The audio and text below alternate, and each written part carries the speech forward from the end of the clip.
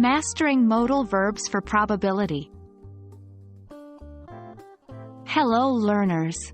Today, we are diving deep into a significant part of English grammar, modal verbs.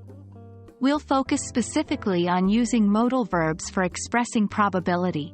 This is a vital tool for communicating uncertainty, expectations, and likelihood in your daily conversations.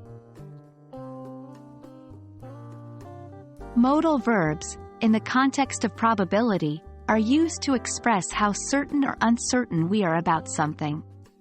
These include words like must, might, could, may, and should. For instance, consider the sentence, "It must be raining outside." Here, the speaker is quite certain it's raining.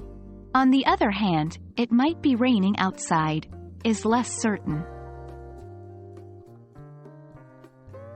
Now, let's take a look at how to spot modal verbs for probability in sentences. Remember, these verbs usually precede the main verb and express the speaker's belief about the likelihood of the action.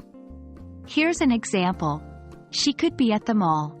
Here, could is the modal verb indicating a possibility. It's time to test your understanding. Identify the modal verb in the following sentence. They may have arrived at the destination. Did you spot it? That's right. The modal verb here is may. To use these verbs correctly, it's important to remember their order in a sentence. They usually come before the main verb, and the main verb is always in its base form. For example, I might go to the party later.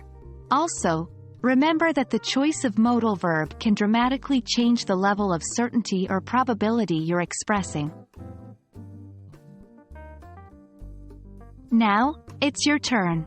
Try forming a sentence with the modal verb must, expressing a high degree of probability. Well done, learners! Today, we've taken a significant step in understanding and using modal verbs for probability. Practice is key in mastering this concept, so keep using them in your everyday conversations and writings. Remember, they can significantly enhance the way you express uncertainty and probability. Happy learning and see you in our next lesson.